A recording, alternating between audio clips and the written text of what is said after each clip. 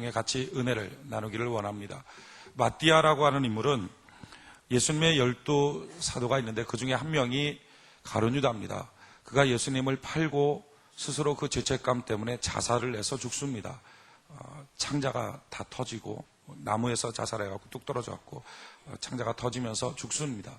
그랬을 때 그 한 명이 빠졌기 때문에 12명을 채우기 위해서 두 사람을 청구하는데, 한 명은 바사바라고 하는 사람, 다른 한 명은 마띠아라고 하는 이 두 사람이 청구되는데, 그 중에 기도하고 제비를 뽑았더니 마띠아가 뽑혀서, 그래서 12명의 숫자를 채우는 일을 하게 되는 그와 같은 사람이 바로 마띠아입니다. 우리가 이 마띠아에 대해서 우리가 좀 연구를 하게 되면 참 놀라운 하나님의 위로와 하나님의 격려가 있다는 것을 보게 됩니다. 지금 예수님의 명령대로 12명의 사도들과 11명의 사도들과 또 120명의 성도들이 모여서 마가의 달 앞에서 저녁 기도에 힘씁니다. 열심히 기도합니다. 그러나 이렇게 열심히 기도하지만 사실 마음속에는 강한 상처가 있습니다. 아픔이 있습니다. 그건 뭐냐면은 3년 반 동안 주님 쫓아다니면서 같이 생활했던, 날마다 같이 밥 먹고 같이 자고 부대끼어 있었던 같은 동료였던 사도 가룟유다, 그 사람이 예수님을 배신하고 예수님을 밀고 했던 자라는 사실, 이게 참 제자들에게 있어서는 상처입니다. 아픔입니다. 뿐만 아니라 그가 회개하고 돌아왔으면 되는데 근데 회개하지 않고 스스로 자살해버리고, 그리고 나무에서 자살하고 뚝 떨어졌고 배가 터져서 창자가 다 나와서 죽었다는 것, 이건 큰 상처의 아픔입니다. 여러분들이 아마 교구 활동 같은 거 하거나 조모임 같은 거 할 때, 그 조모임에서 같이 모였을 때 그 사람이 어떻든 간에 그 조모임에 있다가 갑자기 그 사람이 없어져 버린다면 좀 서운하거나 상처가 될 겁니다. 회개하고 돌이킨다면 참 기쁜 일이죠. 그런데 그렇지가 않고 나중에 들리는 소식이 안 좋은 소식이 들렸다면 그것은 더 기가 막힌 일이 될 것입니다. 뭐 부서 모임을 가질 때든지 아니면 가족 구성원들 중에 누구 한 명이 이런 일이 있다면 참 가슴 아픈 일입니다. 주님의 명령대로 지금 기도합니다. 성령 충만 받아야 되겠다. 그 방법밖에 없다 하고서 열심히 기도를 하긴 하지만 마음은 너무 아픕니다. 힘듭니다. 게다가 제자들에게 있어서 가룟유다라고 하는 사람은요, 참 좋았던 사람입니다. 그가 예수님을 팔 거라는 거 상상도 못할 만큼 인간성 굉장히 좋았던 사람이고 아주 좋았던 사람입니다. 그런 가룟유다가 예수를 팔았고 뿐만 아니라 가서 자살해버렸다. 이건 제자들에게 있어서 많은 상처와 아픔이요, 고통이었습니다. 물론 성령 충만 받으면 끝납니다. 성령 하나님께서 임재하셔서 그것을 완전히 강력하게 역사하시면 그 다음부터 문제 없습니다. 우리가 어떤 상처가 있든지 어떤 아픔이 있든지 어떤 고단함이 있든지 어떤 질병이 있든지 어떤 가난이 있든지 간에 성령 하나님께서 강력하게 임하시고 그 안에 역사하시면 문제 해결됩니다. 아무 문제 없습니다. 근데 문제는 아직 성령 충만이 오시기 전이잖아요. 기도는 하지만, 신앙생활을 하지만 여전히 마음은 아픈 거예요. 그럴 때 하나님이 그들 가운데 한 명을 선택해서 보내주죠. 그가 바로 마띠아입니다. 이 마띠아라고 하는 이름의 뜻은요, 여호와의 선물이라는 뜻이에요. 성경에 보면 지명이나 인명이 그냥 있는 게 아닌 것 같아요. 마띠아, 하나님의 선물로 준비된 인생. 할렐루야. 바로 이런 마띠아 같은 사람이 저와 여러분들이 돼야 된다는 거예요. 이게 바로 성도의 사명이라는 것입니다. 여러분, 여러분들의 가정에 성령이 충만하다면 그건 문제됐습니다. 여러분들이 더 이상 할 일이 없어요. 그래서 성령이 충만해서 아이들 마음을 성령께서 주장하시고 남편과 아내의 마음을 성령께서 주장하시고 가족 전체를 성령께서 끌고 가신다면, 주도하신다면 더 이상 우리가 할 일은 없습니다. 성령 하나님께 맡겨드리고 옆에서 감사하고 박수 쳐드리면 됩니다. 근데 문제는 그렇게 성령 하나님이 주도하시기 전까지 어떻게 할 거냐는 거예요.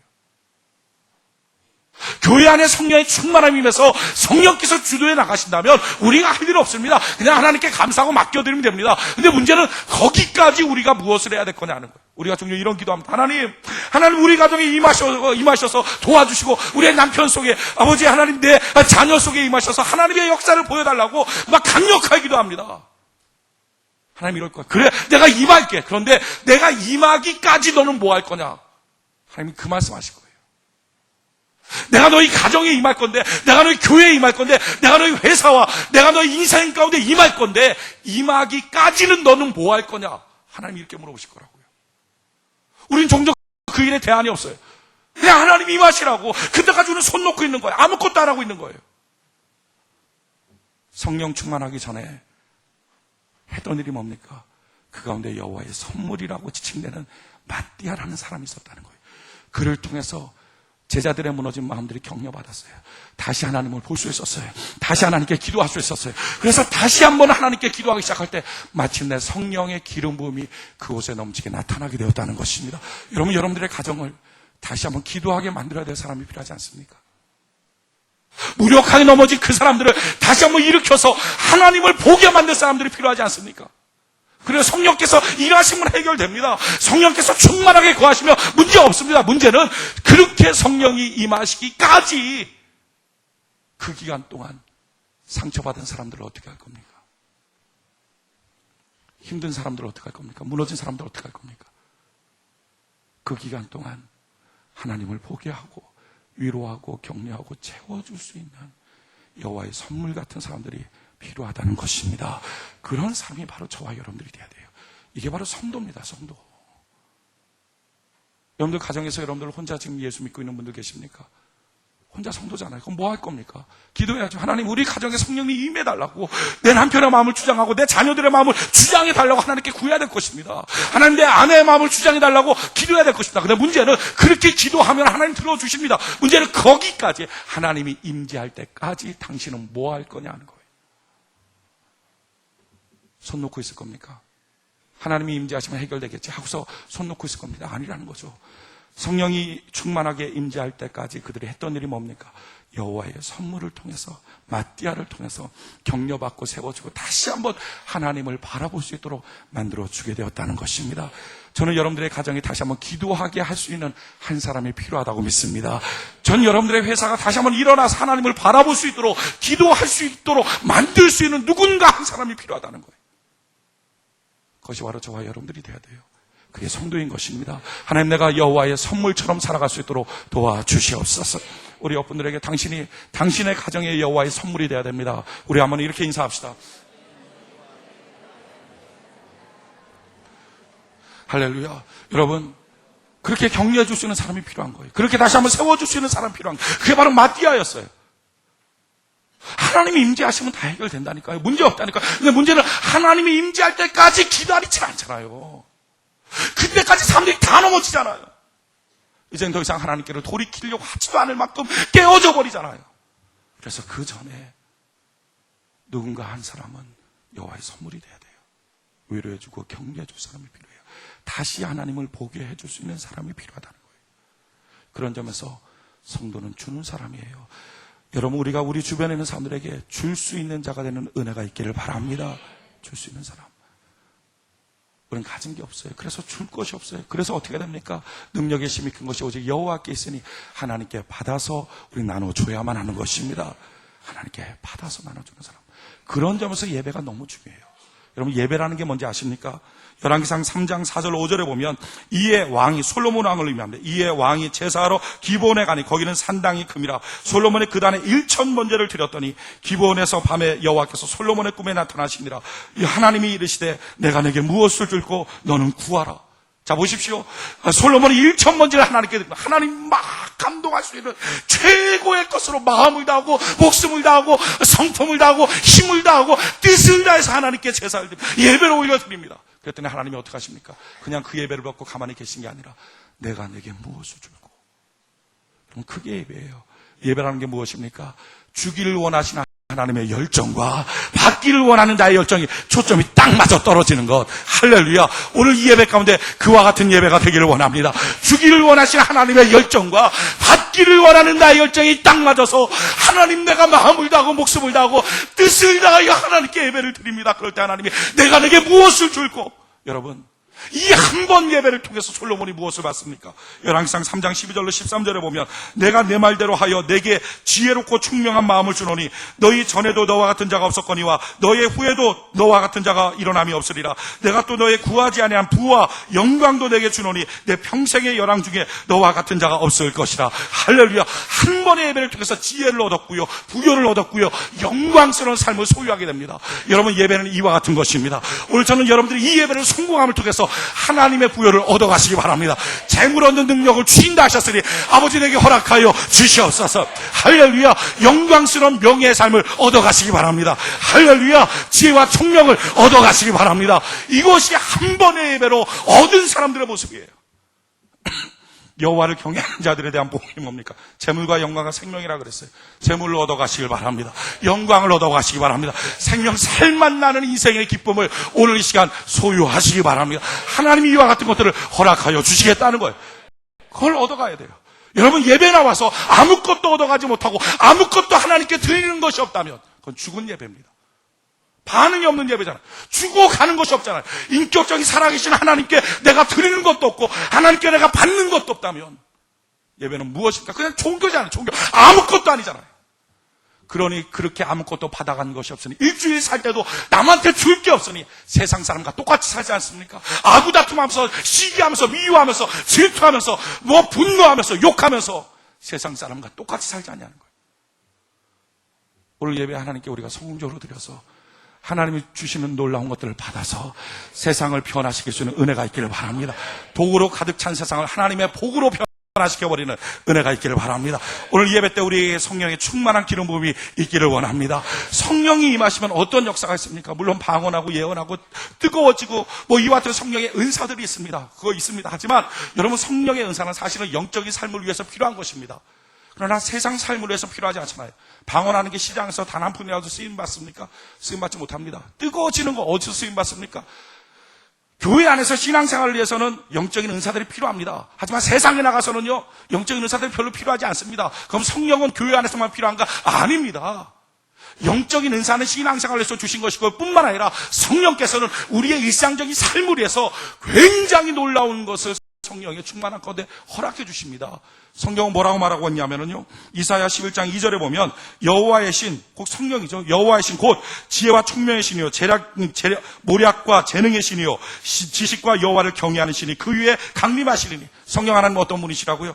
지혜와 총명의 신입니다. 성령이 임하시면 어떤 역사가 있습니까? 지혜가 있어요. 지혜는요, 하나님의 뜻을 아는 거예요. 저는 여러분들이 하나님의 뜻을 아는 은혜가 있기를 바랍니다. 그러니까 나를 향한 하나님의 뜻을 아는 거예요. 하나님의 계획을 아는 거예요. 얼마나 멋진 인생입니까? 하나님의 비전을 아는 거예요. 그 다음에 뭡니까? 총명이 있어요. 이거 뭐냐? 언더스탠딩이에요. 영어로 말하면 자기 환경 이해가 되는 거예요. 예를 들어서 내가 직장이 없다. 왜 없는지가 알게 되는 거예요. 이해가 되는 거예요. 가정이 이런 가정이다. 내가 왜 이런 가정인지가 이해가 되는 거예요. 내가 이런 이 새끼를 사고 내가 이런 사람을 만났다. 왜 그런지가 이해가 되는 거예요. 언더스탠딩 되는 거예요. 환경에 대해서 이해가 되는 거예요. 이런 사람들이 우울증에 걸리겠습니까? 왜 우울증 걸리고 왜 분노하죠? 왜 함부로 살죠? 인생을 몰라서 그렇습니다. 다른 말로 하면 성령의 충만함이 없기에 그렇습니다. 왜 분노하고 싸웁니까? 성령의 충만함이 없기에. 성령이 오시면 하나님의 뜻을 알고요, 환경을 알아요. 총명이 있어요. 그 다음에 모략이 있습니다. 모략이라고 하는 말 뜻은 영어로 말하면 카운셀이에요. 그러니까 다른 사람을 설득할 수 있어요. 말로 그 사람들을 설득해낼 수 있어요. 그래갖고 옆에 있는 사람들이 시작합니다. 뿐만 아니라 재능이 있습니다. 실력이 있다고요. 무엇인가 일할 수 있는 실력. 그래서 어떤 일에 대한 기가 막힌 아이디어들이 탁탁 떠올라요. 일에 대해서. 또 그 일을 배우고 일하는 데 있어서 남들보다 훨씬 더 좋은 재능들을 하나님이 주시는 거예요. 이거 성령이 주시는 거예요. 성령이. 뿐만 아니라 무엇을 주십니까? 지식을 주십니다. 일하는 사람의 마음을 아는 거예요. 그 사람 무슨 생각하고 있는지. 이걸 모르니까 맨날 사기당하는 거죠. 사람의 마음을 아는 거예요. 그리고 여호와를 경외하는 신. 그런 모든 일들이 하나님의 법칙 안에서 벗어나지 않아요. 다 하나님께 영광을 돌리도록 만들어 주시는 거예요. 이게 성령 하나님이 주시는 거예요. 오늘 이 시간 이 예배를 통해서 성령 하나님께서 우리 가운데 충만하게 임재하시길 바랍니다. 그러면 세상살이 가운데 참 놀라운 역사가 나타나요. 이게 다 뭐라고? 이게 예배 때 주는 거예요. 우리가 예배에 하나님을 감동시켜드리면 하나님은 예배를 받으시고 내가 내게 무엇을 줄고, 할렐루야, 하나님 내가 이 땅을 살 때 재물과 영광과 생명이 필요합니다. 성령의 충만함이 필요합니다. 내게 허락하여 주시옵소서. 구할 때에 하나님 예배 가운데 놀라운 것을 우리에게 허락하여 주시는 것입니다. 그러나 예배는 그냥 드려서는 안 돼요. 예수님이 하나님께 나가는 방법을 가르쳐줬어요. 하나님께 나가는 것은 마음을 다하고 목숨을 다하고 뜻을 다하고 힘을 다하고 성품을 다해서 주 너희 하나님을 사랑하라. 여러분 예배 하나님께 드립니다. 그러면 어떻게 됩니까? 마음 다하고 뜻 다하고 목숨 다하고 성품 다해서 우리 하나님께 예배를 드릴 수 있는 은혜가 있기를 바랍니다. 건성으로 예배 드리지 말고요. 종교적인 의식처럼 주일날 왔다 갔다 도장 찍는 걸로 끝내지 말고 살아계신 하나님, 인격적인 하나님께 하나님을 하나님처럼 대우하며 하나님께 예배를 드리면 솔로몬처럼 꿈에서라도 내가 내게 무엇을 줄고 하나님 내게 허락하여 주시옵소서 주시잖아요. 한 번의 예배로 인생이 바뀌어지잖아요. 왕권을 얻잖아요. 오늘 이와 같은 은혜와 능력이 우리 가운데 넘치길 바랍니다. 왜 이렇게 예배 가운데 우리가 죽게 나가고 받아야 합니까? 우리 성도는 줘야 될 사람, 성령께서 친히 임재하셔서 일하시면 되지만 그 시간까지 누군가는 가정 안에서 여호와의 선물처럼 있어야 되잖아요. 누군가는 회사 안에서, 누군가는 교회 안에서 싸늘해진 마음, 무너진 마음, 상처입은 마음, 깨어진 마음들을 위로해 줘야 될 마띠아가 필요하잖아요. 하나님, 내가 그와 같이 마띠아 여호와의 선물 줄 수 있는 사람 될 수 있도록 하나님 도와주옵소서. 특별히 그럼 우리가 여호와의 선물처럼 살기 위해서 필요한 게 뭔가? 오늘 성경은요 반드시 두 가지가 꼭 필요하다는 거예요. 오늘 이 두 가지 우리가 꼭 받아갈 수 있는 은혜가 있기를 바랍니다. 하나님께 받아가야 돼요. 이 두 가지. 이 두 가지가 없으면 그 다음에 물질이 있던 영광이 있던 생명이 있던 지혜가 있던 소용없다면 이 두 가지는 반드시 필요하다. 너희가 정말 여호와의 선물처럼 살려면, 여러분 여호와의 선물이 왜 중요합니까? 내가 누군가와 친숙해지려면 하는 방법이 뭐죠? 먼저 선물 보내잖아요. 선물 보내서 그의 마음을 녹여놓고 그러면서 내가 만나잖아요. 우리 하나님께서 우리 가정에 일하시려면, 우리 하나님께서 교회 안에, 우리 하나님께서 여러분들 회사 가운데 일하시려면 어떻게 됩니까? 누군가는 그것을 녹일 수 있는 선물이 필요하잖아요. 그러고 나서야 하나님이 일하시죠. 그게 없으니까, 그 선물이 없으니까 하나님의 일하심이 자꾸 지연되진 않습니까? 하나님, 내가 선물 같은 마띠아, 여호와의 선물 같은 인생 되게 하여 주옵소서. 따라합시다. 주여, 내가 여호와의 선물이 되게 하옵소서. 할렐루야. 반드시 필요한 두 가지. 이것이 있고서야 나머지도 필요합니다. 이 두 가지가 뭐냐? 그게 오늘 사도행전 1장 22절의 본문에 나와 있어요. 마띠아가 어떻게 뽑혔습니까? 무슨 조건으로 뽑혔죠? 22절. 사도행전 1장 22절. 사도행전 1장 22절. 같이 한번 한 목소리 한번 읽읍시다. 1장 22절 한 목소리 시작. 항상 우리와 함께 다니던 사람 중에 하나를 세워 우리로 더불어 예수의 부활하심을 증거할 사람이 되게 하여야 하리라 하거늘. 아멘. 마띠아라고 하는 사람이 뽑히게 된 이유, 조건이 뭡니까? 조건은 두 가지예요. 첫 번째는 항상 우리와 함께 다니던 사람 중에 함께가 됐던 사람이에요. 함께. 두 번째는 하나를 세워 우리로 더불어 예수의 부활하심을 예수의 부활을 증거할 수 있는 사람. 부활이 뭡니까? 다시 산 거죠. 다른 말로 하면 다시가 되는 사람. 또다시. 이게 쉬운 사람. 그러니까 이 마띠아라고 하는 사람, 여호와의 선물이 되기 위해서 필요한 조건이 두 가지였습니다. 한 가지는 함께가 되는 사람, 두 번째는 다시가 되는 사람. 다시. 이걸 우리가 좀 간단하게 살펴보기를 원해요. 먼저 함께가 되는 사람이에요. 함께가 되는 사람. 주변 사람과 잘 있을 수 있는 사람. 화평한 사람. 여러분, 하나님이 기뻐하는 사람은 화평한 사람입니다. 하나님이 만들어 놓으신 거 다 화평한 거예요. 에덴 동산 만들었더니 남편 아내를 볼 때, 야, 참 내 뼈 중에 뼈, 살 중에 살이다. 서로 벌거벗었으나 부끄럽지 않아요. 화평합니다. 하나님이 만들어 놓은 모든 것들은 다 평화가 있어요. 다 기쁨이 있고요. 사랑이 있어요. 교제함이 있어요. 근데 그 안에 마귀가 들어가면요, 이간질이 나와요. 남편과 아내와 뱀이 막 서로 다투고 싸우고 엉뚱한 말들이 나오는 거야. 뱀이 맨 처음에 와서 뭐라고 말합니까? 야, 이 동산에 있는 실과 너보고 다 먹지 말라 그랬느냐? 말도 안 되는 말들이 나오기 시작하는 거예요. 이게 다 마귀 역사예요. 여러분, 하나님이 임재하시는 곳은 평화가 있습니다. 저는 여러분들의 가정에 하나님의 임재가 있기를 바랍니다. 평화가 있다고요. 여러분, 하나님이 받으시는 것들은 다 평화로운 거예요. 양, 소 이런 거 받으시나요? 그 새 중에서는 비둘기. 그 새들 보면요, 비둘기만 거의 유일한 것 같아요. 먹이를 주면 다른 새들은, 새 종류들은 서로 먹이 먹느라고 싸웁니다. 막 올라타고, 닭 같은 것도 막 서로 올라타고 머리 쪼아대고 막 그래요. 그러다가 진짜 못 먹을 거는 막 서로 머리 쪼아 싸우고 그러는데, 그리고 서열 정해놓고. 근데 비둘기는요, 먹이를 뿌려놓으면 한번 오늘 뭐 가다가 혹시 한번 과자 같은 거 뿌려봐요. 뿌려놓으면 사이좋게 먹어요. 서로 먹이 때문에 서로 올라타고 막 싸우고 머리 받고 이런 거 안 해요. 다 사이좋게 그냥 꾹 먹어요. 그래갖고 막 이렇게 자리가 없으면 좀 비둘기는 기다립니다. 옆에 거 먹고 갈 때까지. 그게 사실은 비둘기가 원래로 따지면 이렇게 좀 날씬하고 그래요. 먹을 거 그렇게 많이 못 먹어요. 이렇게 서로 나눠 먹기 때문에. 근데 하도 인간들이 먹을 거 많이 주니까 이제 비둘기가 닭둘기가 돼갖고 그냥 배가 얼마나 나고 날아가지도 못하고 요즘에 비둘기들 똥만 싸대고. 원래 비둘기는 그렇게 그냥 사이좋게 다 먹는 거예요. 싸우질 않아요. 그러니까 하나님이 받는 동물, 제사로 드릴 거, 비둘기, 싸우지 않는 거, 소, 양 이런 것들이에요. 말 이런 거 하나님 안 받아요. 개, 이리, 늑대 이런 거 하나님 안 받아요. 싸우고 분쟁하는 거 이거 다 마귀적 속성이란 말이에요. 하나님의 속성은요 화평케 하는 거예요. 그래서 화평케 하는 자는 복이 있나니 하나님의 아들이라 칭함을 받게 될 것이다. 하나님의 아들이 된다는 거예요. 함께가 되는 사람, 이럴 때부터 여호와의 선물로서의 자격이 있어요. 그가 살려낼 수 있어요. 우리가 보통 우는 사람과는 잘 함께 할 수 있습니다. 우는 사람과. 누가 슬픈 일 당하고 어려운 일 당하고 불쌍하다 안 됐다 돈 좀 얼마 줄게 이러면서 그래 눈물 한번 흘려주고 이러면서 좀 함께 돼요. 근데 문제는 웃는 사람과 함께가 잘 안 돼요. 누가 막 잘 되면 박수 너 최고야 최고 이런 게 안 되죠. 그 막 자기가 생각할 때 자기보다 형편없는 사람인데 훨씬 늦게 들어오고 뭐 이런 사람들이 막 훨씬 뭐 회사에서 자기 뭐 부하 직원인데 막 갑자기 막 자기는 과장 이 사람은 부장 막 이렇게 되면 너 잘했다 진짜 잘했다 열심히 했다 박수 쳐주고 막 이게 안 되는 거예요. 이게 안 되고 가서 얘기를 해줘도 다 이렇게 뭔가 꼬여갖고 가서 그래 아무튼 잘했다 열심히 해라. 근데 진짜 너를 좋아하니까 내가 충원 한마디 할게. 쓰면 넘어질까 조심해. 교만해지면 큰일이야. 꼭 이런 거. 요 한마디 하지 않으면 입이 근질근질하고 밤에 잠이 안 오고 올해도 가서 한마디 이렇게 꼭 찔러놓고 오고 싶은 거. 그러니까 우는 사람들과는 함께가 되는데 웃는 사람들하고는 진짜 함께가 돼요. 교회 안에서도 서로 웃는 사람, 잘 되는 사람, 멋진 사람 이런 사람들에서 박수 쳐지를 못해요. 왜 그렇습니까? 질투심 때문에 그래요. 이 질투심이 나타나는 형태가 질투가 질투로 나타나는 사람 없어요.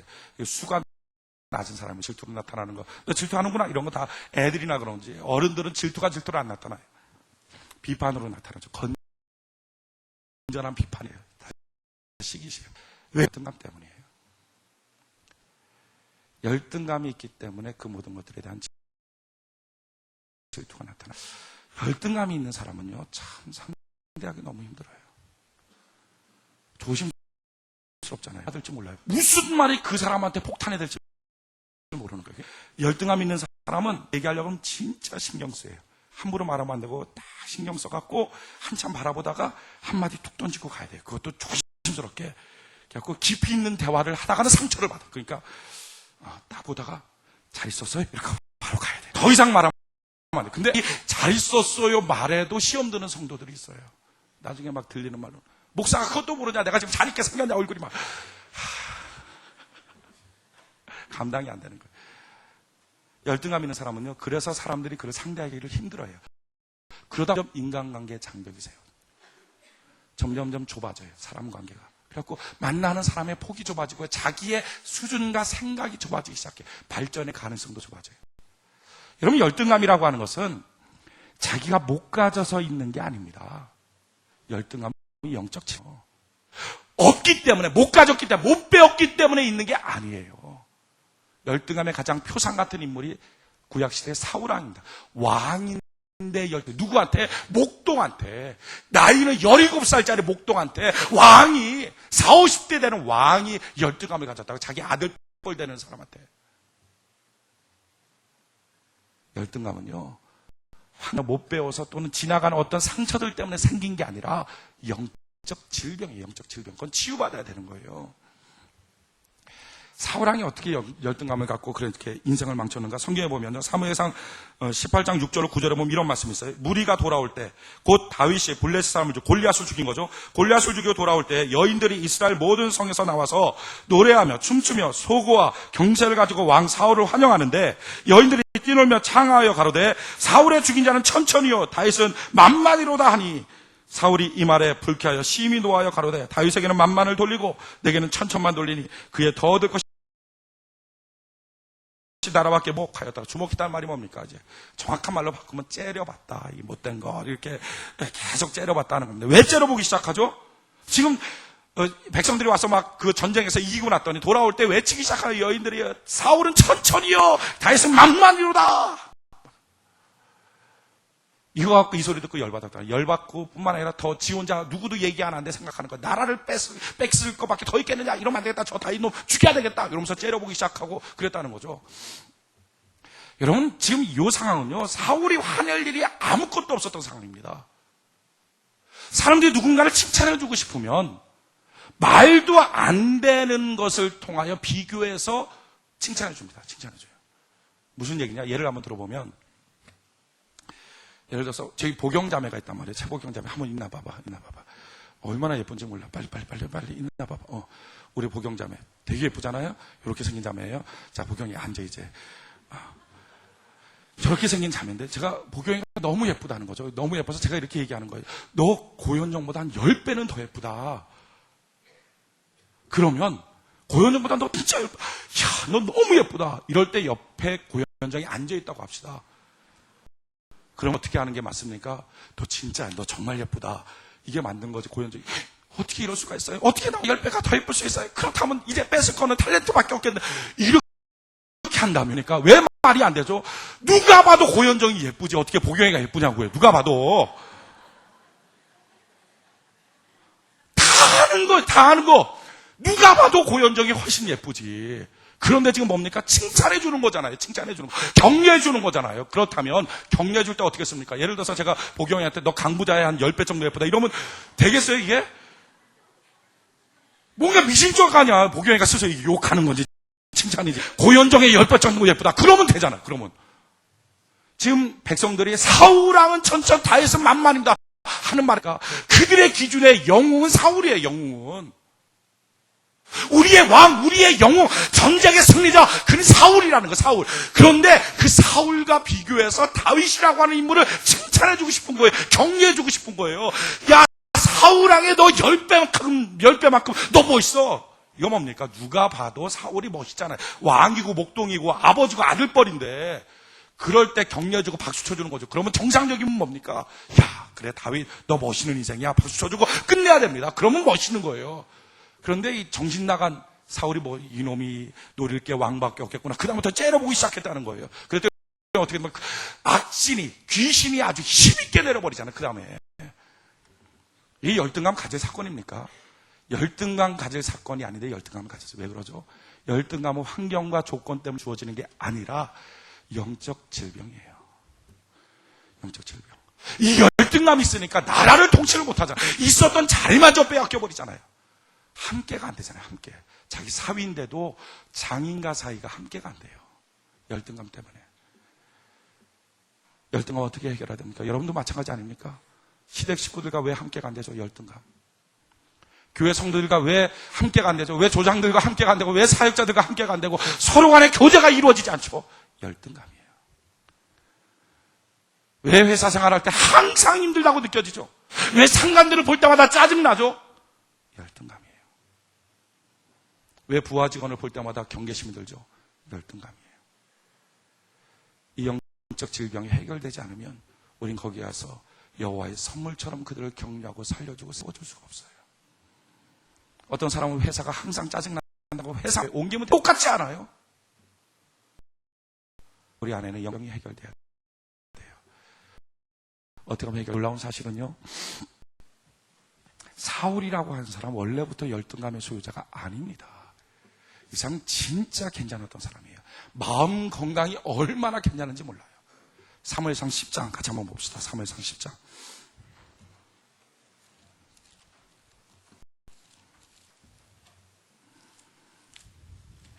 사무엘상 10장에 보면 사울이 왕이 되는 장면이 나옵니다. 사무엘상 10장 왕이 되는데 그 다음에 어떤 일이 있냐면 26절 27절 사무엘상 10장 26절 27절 같이 한번 한 목소리 한번 읽읍시다. 사무엘상 10장 26절 27절 한 목소리 시작. 사울도 기브와 자기 집으로 갈 때 마음이 하나님께 감동된 유력한 자들은 그와 함께 갔어도 어떤 비류는 가로되 이 사람이 어떻게 우리를 구원하겠느냐 하고 멸시하며 예물을 드리지 아니하니라. 그러나 그는 잠잠하였더라.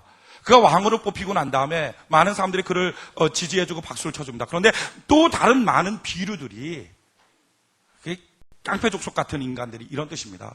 그런 비류들이 예물도 안 드리고 아우 저게 무슨 왕감이야 저런 게 하고 대놓고 욕했다는 거예요. 근데 그런 욕을 먹을 때 사울이 어떻게 합니까? 그는 잠잠합니다. 열등감이 없었어요. 열등감이 있으니까 누가 뭐라고 하는 말들마다 발끈발끈하는 거예요. 그게 너무 크게 들리는 거예요, 그 말이. 백성들이 이렇게 말할 때도 열등감이 없으니까 크게 안 들리잖아요. 만약에 사울왕이 열등감이 없다면 백성들이 천천만만 이게 크게 안 들린다고요. 왜 옆에 있는 사람의 소리가 크게 들리는지 아십니까? 왜 그 사람의 말이 크게 들려서 계속 마음속에 남아서 회사를 갈 때마다 찝찝하고 집에 갈 때마다 찝찝하고 왜 그러죠? 열등감이 크게 들리는 소리예요. 원래 사울왕은요 그 말 들을 때 크게 안 들렸어요. 열등감이 잠잠했어요. 뿐만 아니라 전쟁하고 나오고 난 다음에 이기고 난 다음에 사람들이 막 몰려와갖고 그 비류를 잡아 죽입시다. 어떻게 이렇게 멋지게 막 몰려오겠습니까? 그럴 때 사울왕이 이렇게 말하고 죽이지 말자. 우리 백성이다. 품어주자. 품어줘요. 그들을. 그랬다가 언제부터 그가 점점 열등감의 소유자가 됩니까? 13장. 사무엘상 13장 봅시다. 사무엘상 13장 8절로 14절. 사무엘상 13장 8절로 14절. 같이 한번 읽어봅시다. 시작. 사울이 사무엘의 정한 기한대로 이레를 기다리되 사무엘이 길갈로 오지 아니하매 백성이 사울에게서 흩어지는지라. 사울이 가로되 번제와 화목제물을 이리로 가져오라 하여 번제를 드렸더니 번제 드리기를 필하자 사무엘이 온지라. 사울이 나가 맞으며 문안하매 사무엘이 가로되 왕의 행한 것이 무엇이뇨. 사울이 가로되 백성은 나에게서 흩어지고 당신은 정한 날 안에 오지 아니하고 블레 사람의 mikmas에 모였음을 내가 보았으므로 이에 내가 이르길 블레 사람은 나를 치러 길갈로 내려오겠거늘 내가 여호와께 은혜를 간구치 못하였다 하고 부득이하여 번제를 드렸나이다. 사무엘이 사울에게 이르되 왕이 망령 때에 행하였도다. 왕이 하나님 여호와께서 왕에게 명하신 명령을 지키지 아니하였도다. 그리하였다면 여호와께서 이스라엘 위에 왕의 나라를 영영히 세우셨을 것이오늘 지금은 왕의 나라가 길지 못할 것이라. 여호와께서 왕에게 명하신 바를 왕이 지키지 아니하였으므로 여호와께서 그 마음에 맞는 사람을 구하여 그 백성의 지도자를 삼하고. 아멘. 자 보십시오. 지금 사울왕이 백성들이 흩어지는 것을 보면서 두려워하기 시작합니다. 블레셋 군대가 몰려올 것을 보면서 두려움이 시작합니다. 왜 두려움이 시작하죠?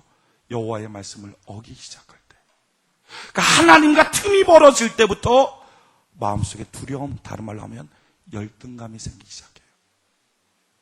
15장에 가면 이 열등감이 더 심화가 됩니다. 사무엘상 15장 같이 봅시다. 사무엘상 15장 22절로 24절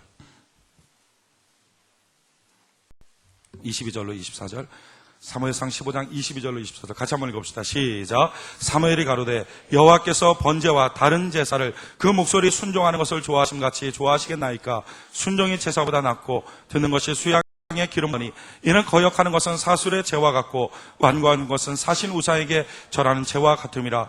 왕이 여호와의 말씀을 버렸으므로 여호와께서도 왕을 버려 왕이 되지 못하게 하셨나이다.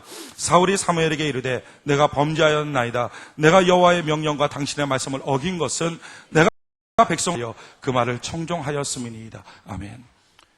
점점 하나님의 말씀을 순종하지 않습니다. 여호와의 명령을 어떻게 됩니까? 백성들을 두려워합니다. 처음에는 블레셋을 두려워했어요. 근데 이제는 백성들이 두려운 거예요.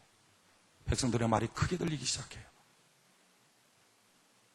결국은 하나님 앞에 범죄하고 하나님의 말씀과 어긋나고 하나님과 떨어지기 전이 점점 두려운 것들이 생기기 시작하고 그 열등감 때문에 다 장벽들이 되는 거예요. 그리고 마침내 골리앗이 오니까 골리앗 앞에 두렵고 다윗이 오니까 다윗이 두렵고 온 세상이 다 두려워졌어요. 이제는 친한 사람이 없어지는 거예요. 사위조차도 두려움의 경쟁 상대가 돼요. 골리앗이 오면 적이니까 또 두렵고 백성들을 보면 백성들 앞에 두렵고 온 천지가 자기의 열등감이 자기의 천지. 그래서 이 열등감을 어떻게 해결할까? 열등감에 해당되는 사람들을 죽여버리고 싶은 거예요. 하나님과의 관계가 무너졌더니 마음속에 열등감이 생겨요. 두려움이 생겨요. 가인도 마찬가지 아닙니까? 하나님께 드렸던 제사가 무너지고 났더니, 예배가 무너지고 났더니 결국은 동생을 향한 열등감이 생겨서 그를 죽여버리고 말잖아요. 아벨을 향해서. 열등감 어디서 생깁니까? 환경입니까? 사람입니까? 못 배운 것입니까? 돈 없는 것입니까? 그게 아니라 열등감은 하나님과의 관계가 무너졌을 때 생기는 표징이에요. 왜 다리가 두렵습니까? 왜 회사 가는 게 두렵고, 왜 사람들의 말이 크게 들리고, 왜 가족들 가운데 이 사람 저 사람들의 말이 크게 들립니까? 마음속에 불안해지고 두려움이 생기고 원망과 분토가 생기고 미움과 질시가 생깁니까? 이유는 어디 있습니까? 하나님과의 관계가 멀어져서 그렇습니다. 오늘 그 하나님과의 관계가 이 시간 회복되기를 바랍니다. 하나님과의 관계가 회복되면 다 회복되는 거예요. 다 회복되는 거예요. 다 이겨버리는 거예요. 다 이겨버리는 거예요. 오늘 여호와 하나님, 내가 주께로 갑니다. 나와 깊은 교제의 시간이 될 수 있도록 하나님 나를 도와 주시옵소서. 하나님과의 깊은 교제가 하는 거예요. 이럴 때 열등감이 해결될 수 있어요. 하나님과 왜 깊은 교제를 하면 열등감이 해결됩니까? 놀라운 복을 우리에게 주시기 때문에 그렇습니다. 같이 한번 찾아볼까요? 에베소서 1장 한번 찾아봅시다. 에베소서 1장. 신약 성경 에베소서 1장.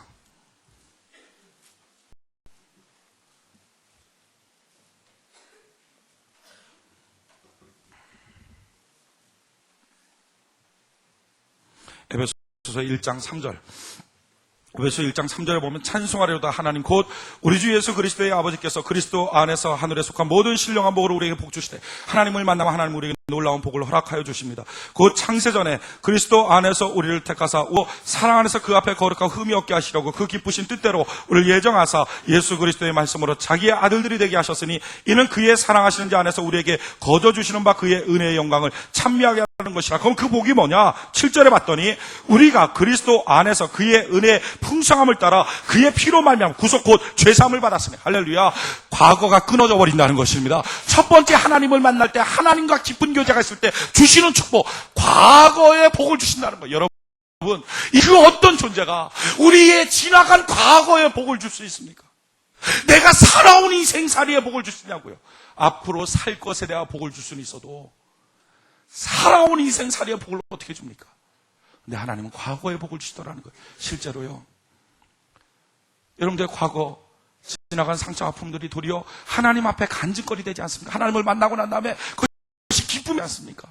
전 전에 알코올 중독자였어요. 지긋지긋해요. 술 먹어야 잠을 잘 수밖에 없는 인생. 전 사람들이 가끔가다 물어봐요. 목사님, 어느 때로 돌아가고 싶은 때가 있습니까? 저는 말합니다. 저는 돌아가고 싶은 시절이 한 시간도 없다고. 아주 제 꿈은 눈 감았다 눈을 딱 뜨면 한 15년 정도 확 앞으로 지나가 버렸으면 좋겠어요. 저는 돌아가고 싶은 시절이 없어요.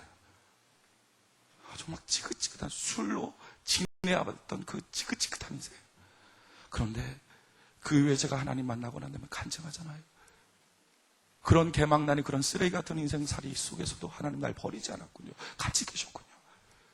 그러면서 그 믿음의 자원이 오늘날에도 자원이 되는 거예요. 제가 아파서 병실에 앉아있을 때도 누구도 없이 그냥 쭉 쳐져 있을 때, 발다리가 꼼짝 안 하고 움직이지 못할 때, 그때 하나님 지금도 제 곁에 계시죠. 지금도 제 곁에 계시죠. 그 기도하는 순간에 마음속에서 믿음이 확 생기면서 발다리에 힘이 들어가고 목 디스크의 모든 증상이 싹 사라져버리는 거예요. 여러분, 하나님은 우리의 과거를 복을 주신다는 거예요. 과거의 사건이 변경되지는 않지만 사건에 대해서 생각하는 기준이 달라지는 거예요. 그런 모든 것들을 통해서도 복 주시는 하나님, 지금도 함께 하심을 믿습니다. 그 고백이 나오는 거예요. 하나님 우리의 과거의 복을 주세요. 하나님과 교제하면, 그러니 과거에 대한 열등감이 없어지는 거예요. 뿐만 아니라 하나님은 오늘 현재에 대한 복을 주죠. 8절에 보니 그가 모든 지혜와 총명으로 우리에게 넘치게 하사, 하나님 지혜와 총명을 주신다는 거예요. 우리의 인생길이 하나님의 뜻이 무엇인지, 내 인생길이 어떻게 전개해야 될지를 알고서 살아갈 수 있도록 만들어 주신다는 거예요. 하나님을 만나면. 그러니까 지금 내가 설사 직장이 없어도 열등감이 없는 거예요. 왜? 지금 잘 나가고 있는 사람을 봐도 지금 자기가 직장이 없어도 그래 괜찮다, 하나님이 내 인생 속에서 일하실 것이 있다, 이게 보여지니까 두려움도 없고 열등감도 없어요. 여러분, 하나님 만나면 열등감은 제거되는 것입니다. 왜 열등감 생기고, 왜 두려움 생기고, 왜 인생에 대해서 막막하다고 말하죠? 왜 함부로 인생 살죠? 하나님과 깊은 교제가 없어서 그래요.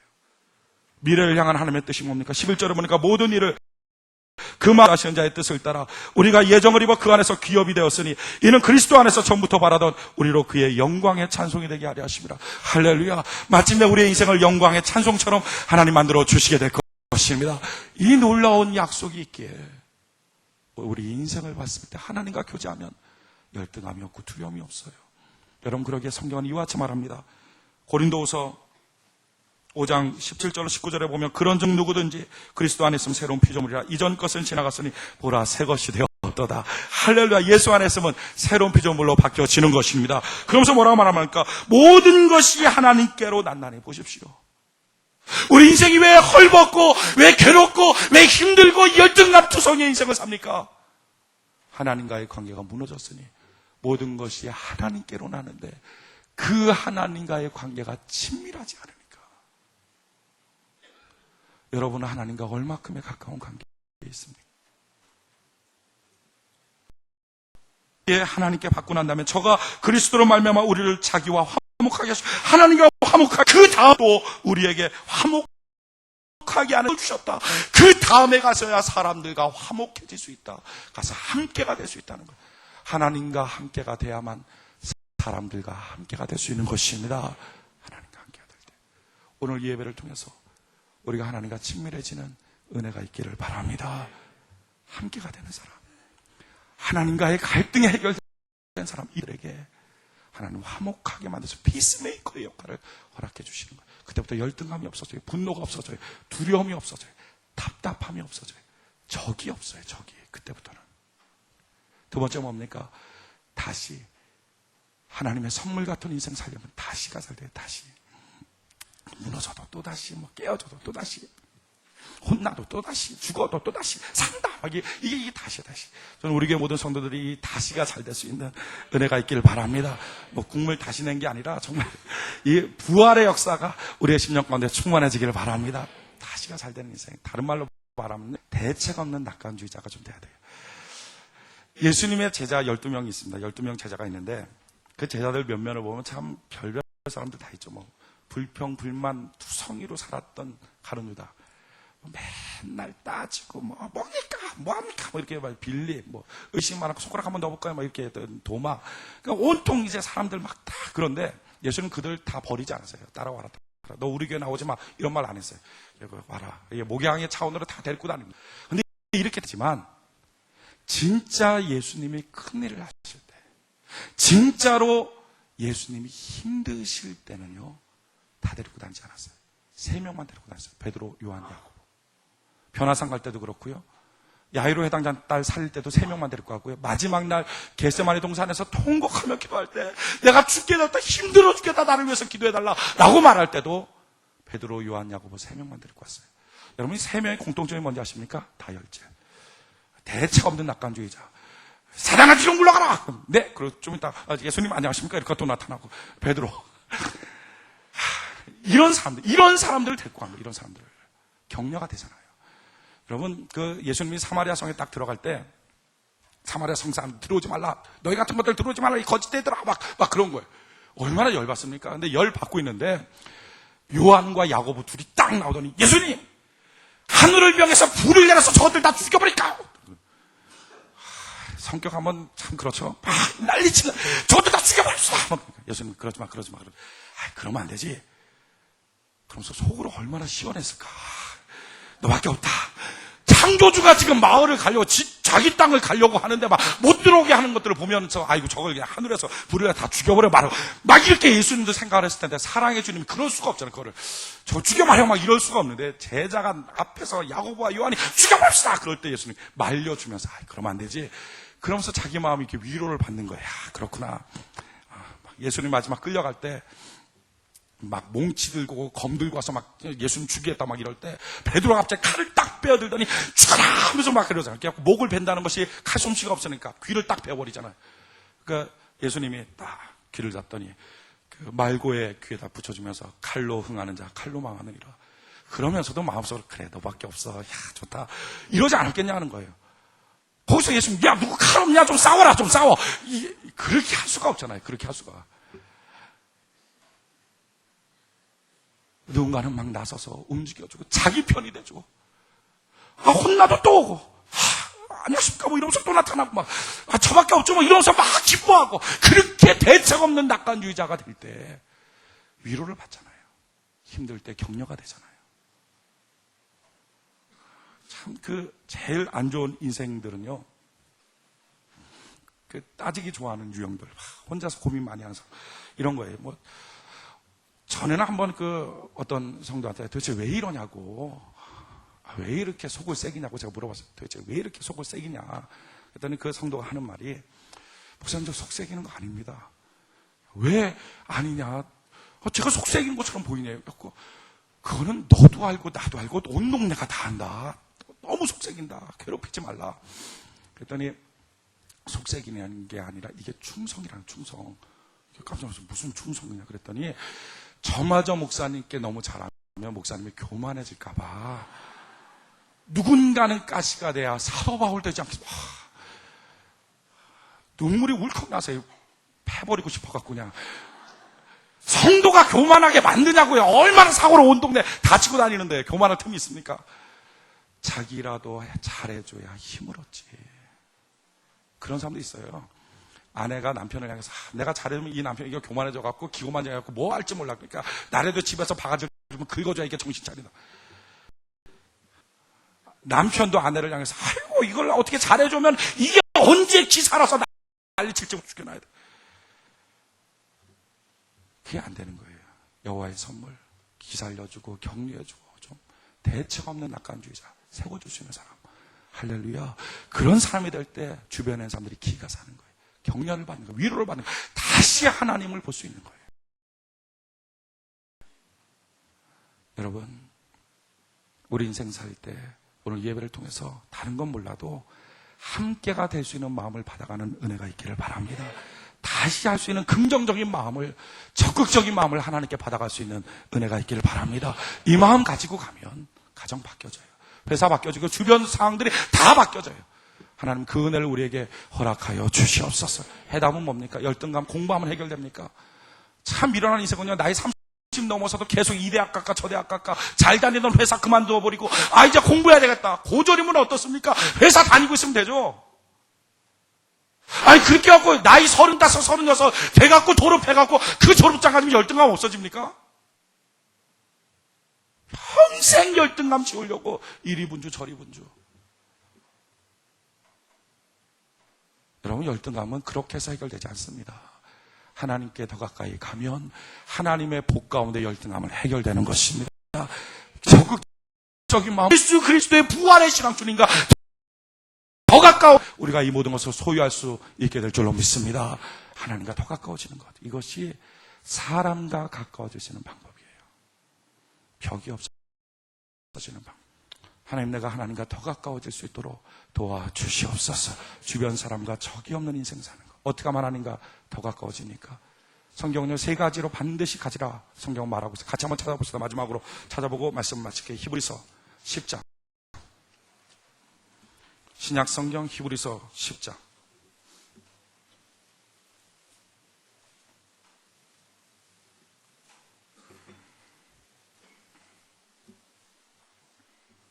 신약 성경 히브리서 10장 19절부터 25절을 보면 하나님과 더 가까워지는 방법을 3가지로 말합니다. 첫 번째 방법은요, 그러므로 형제들아, 우리가 예수의 피를 입고 성소에 들어갈 담력을 얻었으니 그 길은 우리를 위하여 휘장 가운데로 열어놓으신 새롭고 산 길이요 휘장 곧 저의 육체니라. 첫 번째 뭡니까? 예수의 피를 의지하라는 것입니다. 어떤 일이 있어도 주님과 더 가까워지는 방법. 나 같은 죄인이 뭘 하겠어? 나 같은 실패자 뭘 하겠어? 아니요, 예수의 피 부여잡고 나 같은 죄인이라 할지라도 주 나를 박대하시면 내가 어디로 가겠습니까? 내 아버지 하나님, 내가 주께로 가오니 나를 영접하여 주시옵소서. 예수 그리스도의 이름 붙잡고 나가십시오. 그럴 때 주님은 그를 영접하여 주시게 될 것입니다. 두 번째는 무엇입니까? 22절 23절에 보면 우리가 마음의 뿌림을 받아 양심의 악을 깨닫고 맑은 물로 씻었으니 참마음과 온전한 믿음으로 하나님께 나가자. 두 번째 뭡니까? 마음과 생각을 착하게 먹을 수 있는 은혜가 있기를 바랍니다. 따라합시다. 마음과 생각을 착하게 먹자. 어떤 경우든지 어떤 사건 앞에서든지 일단은 마음과 생각을 착하게 먹으시기 바랍니다. 예수 붙잡고 마음과 생각을 착하게 먹고 그래서 주님 날 도와주세요. 그럴 때 하나님 역사가 있어요. 세 번째 뭡니까? 25절 같이 한번 읽읍시다. 시작. 모이기를 패하는 어떤 사람의 습관같이 하지 말고 오직 권하여 그날이 가까움을 볼수록 더욱 그리하자. 아멘. 하나님과 가까워지는 방법. 첫 번째 주의 피를 의지하고 어떤 경우든지 회개가 빠르게 하나님께 나가는 거예요. 두 번째는 마음과 생각을 좋게 먹는 거죠. 세 번째 뭡니까? 우리의 스케줄과 우리의 습관을 주님을 만나기 좋도록 바꾸는 거예요. 그러니까 예배 시간을 중심으로 저는 여러분들의 스케줄이 결정되어 있기를 바랍니다. 이게 좋은 거예요. 이게 좋은 거. 자, 보십시오. 사랑한다는 말이 뭡니까? 사랑한다는 것은 다른 말로 하면 그를 위해서 나의 시간을 주는 게 사랑이에요. 돈보다 더 중요한 게 시간입니다. 돈은 더 벌 수 있지만 시간은 더 가지지 못해요. 사랑한다는 게 뭐죠? 처음에 어떤 남녀가 만나요. 서로 사랑하진 않지만 만났어. 만나는 순간에 보니까 좀 호감이 있어. 괜찮네. 그럴 때 애프터 신청을 하잖아요. 애프터 신청. 받아보셨어야지 알지. 이분들이 어디를 보고서 내가 설교를 해야지 이게 통할 수 있나. 좀 이 가운데 부분은 이게 참 암묵지대처럼 이렇게 통하지가 않네요. 한 번도 애프터라는 걸 모르고 애프터 신청하면 애프터 신청할 때 어떻게 하면 약속이 됩니까? 서로가 최대한 방해가 되지 않는 시간을 정하는 거예요. 그죠? 저는 학원 다니는데요. 저는 새벽에 뭐가 있는데, 저녁에 뭐가 있는데, 그런 시간 다 빼고 최대한 방해가 되지 않는 시간을 딱 정해서 약속 시간 정해 만나요. 그래서 그러고 난 다음에 또 만나고 이렇게 하다 보면 사랑이 깊어지잖아요. 사랑이 깊어지다 보면 어떻게 됩니까? 서로를 위해서 만나려고 하다 보면 시간 조정을 하기 시작해. 그때부터 자기 시간을 조정해요. 만나기 위해서. 내가 이런 시간들 안 하고 이렇게 막 하다가 서로 이렇게 막 하다가 어느 날 갑자기 삑 남자나 여자가 나 여행 갈래. 그러면 왜 가? 놀러 갔다 올 거야. 절대 안 돼. 혼자 못 보내. 이렇게 하다가 그래도 갈 거야. 그럼 헤어져. 이렇게 되는 거죠. 근데 거기서 안 돼. 할 때 어떻게 합니까? 자기가 하고 싶으나 안 하는 거예요. 그래서 안 하는 거예요. 억제하는 거. 그렇게 할 때부터 사랑은 진짜로 깊어지죠. 야, 이 사람이 나를 위해서 자기의 생각과 자기가 좋아하는 선호도와 스케줄을 바꾸는구나.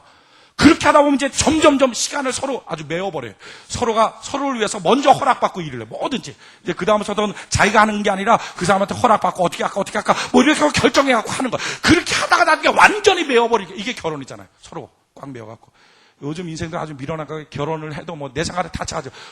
못하러 결혼한 거, 못하러. 다치를 하려고 결혼한 거지. 그렇게 엉켜버리는 거. 시간이 엉겨져 버리는 거. 이게 사랑이에요, 사랑. 여러분, 하나님 사랑하십니까? 그렇다면 사랑하신다면 시간이 하나님께 매어 있어야죠. 처음 교회 나왔을 때는요, 자기 편한 시간 나오는 거 맞습니다. 난 주일날 2부에는 나가기 싫은데, 괜찮아요. 괜찮다고요. 그렇게 나오지만 시간이 지나가서 하나님을 알고 은혜를 조금씩 받다 보면 어떻게 됩니까? 시간을 더 내야죠. 더 내려면 어떻게 됩니까? 자기 시간을 좋아하는 것들을 안 하고 더 내야 되는 거예요. 습관을 자꾸 그렇게 자기 인생의 스케줄을 그렇게 바꾸는 거예요. 그런데 만약에 이 사람이 시간이 지나도 똑같다면, 시간을 내는 것을 싫어한다면 뭡니까? 사랑하는 관계가 아니라 아는 관계예요. 5년 만나고 10년 만나도 그를 향한 시간 스케줄을 내는 것이 내가 똑같다면 아는 관계 아닙니까? 아는 관계의 최고의 취약점은 뭐죠? 내가 문제가 생길 때 도와주질 않아요. 여러분들 인생에 문제가 생길 때 하나님과 깊은 사랑의 교제가 아니면 하나님은 여러분들에게 속수무책이라는 거예요. 도와줄 수가 없다는 거예요. 사랑은 뭡니까? 자기의 시간 스케줄을 자꾸 바꾸는 거예요. 그래서 주일날 예배, 2부 예배만 나왔던 사람이 3부 예배, 오후 찬양 예배를 하고, 여러분들 오후 찬양 예배 있는 거 아십니까? 3시에 있는 거? 그거 아셔야 됩니다. 그거까지 나와야 이게 주일 성수입니다. 그거 평생 안 나고 난 주일 성수했다.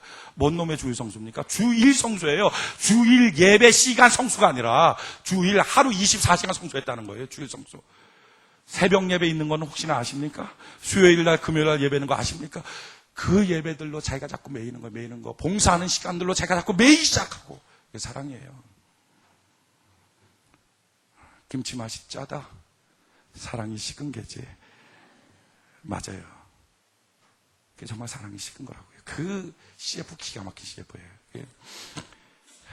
사랑이 식고 나면 김치 막 팍. 에이, 이놈 먹든지 말든지 먹어라. 짜지죠. 당연히 짜지죠. 전에는 사랑이 있을 때는 조금 뿌리고 맛보고, 어쩌나? 어떤가? 입 다시 또 좀. 그러니 맛이, 정성된 맛이 좋지. 근데 뭐, 먹더니 막 죽어라. 내가 언제까지 평생 이 짓 하고 있냐. 안 짜집니까? 짜지. 김치 맛이 짜다. 사랑이 식은 게지. 맞아요. 예배 시간에 늦는다. 사랑이 식은 게지. 예배를 빠진다. 사랑이 식은 게지. 봉사하는 게 부담스럽다. 사랑이 식은 게지. 맞다고요. 시간을 내기는 싫어하면서 사랑한다고 고백할 수 있습니까? 그럴 수 없죠. 어떻게 하면 하나님과 친밀해지고 하나님과 가까워지고, 그래서 마침내 여러분들의 열등감의 문제가 해결될 수 있습니까? 주의 피를 의지하고 참마음과 온전한 믿음으로 하나님께 나가고요. 그리고 여러분들의 시간 스케줄을 자꾸 하나님 예배를 드릴 수 있는 시간 스케줄로, 여러분들의 육체적 컨디션을 예배가 될 수 있는 컨디션으로 만들어갈 수 있는 은혜가 있기를 바랍니다. 토요일날 그래서 여행 가지 말아요. 밤늦게 동안 딴짓하지 말아요. 새벽 예배 드리기 위해서 그렇게 만들려고요. 그렇게 해야만 여러분들 인생의 열등감과 두려움과 분노와 미움이 다 사라져버려요. 그리고 한 번 무너지면 깨어져 버리는, 낙심할 수밖에 없는 자기의 인생이 다시 회복되는 힘이 있어요.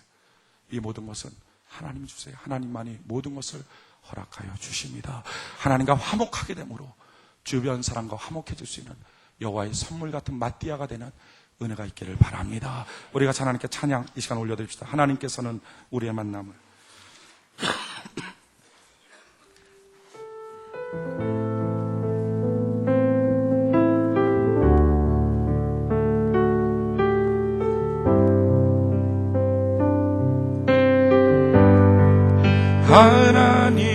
하나님께서는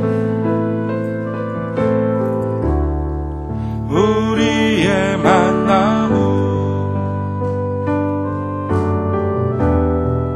계획해 놓으셨네. 우린 하나 되어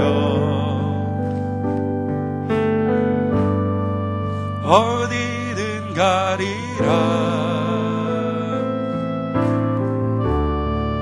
주위에 서라며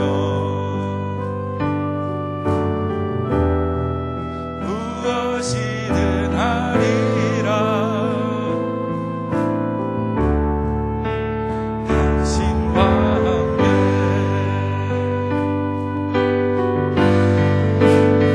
우리는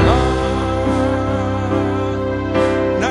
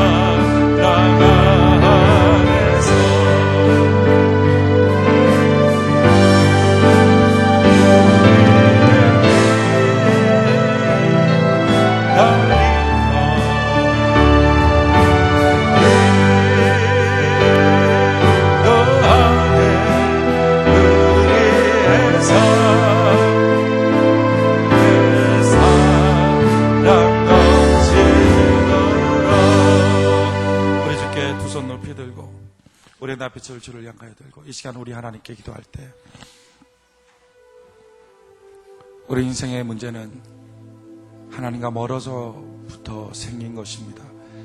최초의 죄악도 하나님과 멀어질 때 생겼습니다. 땅이 저주받고 인간관계 무너지고 깨어졌던 것도 하나님과의 관계가 깨어졌을 때 생겼던 문제입니다. 지금 우리의 삶 속에 주변 사람들과 관계가 무너져 있습니까? 두렵습니까? 회사 생활하는 것도 두렵고 가정생활도 두렵고 만나는 사람과 심지어 교회 생활도 두렵습니까? 우리의 마음속에 열등감 때문인데 그것은 자기가 부인해도 소용없습니다. 아마 열등감이 아니라고 말하고 싶을 것입니다. 난 열등감 가질 이유가 없다고 말할 것입니다. 그러나 사실은 열등감 때문이에요. 그건 우리 하나님께 더 나가야 됩니다. 더 가까이 가야 됩니다. 하나님, 내가 주께로 가오니 나를 받아 주옵소서. 우리의 마음속에 다시 한번 부활의 신앙을 갖도록 하나님 이 시간 이 예배 가운데 함께하여 주옵소서. 내가 주님과 더 친밀해지기를 원합니다. 오늘 예배를 통하여 내가 결정하게 하시고 하나님과 더 친밀해질 수 있도록 도와주시옵소서. 그리하므로 내 삶 속에 마띠아가 되게 하시고 여호와의 선물이 될 수 있도록 하나님 도와주시옵소서.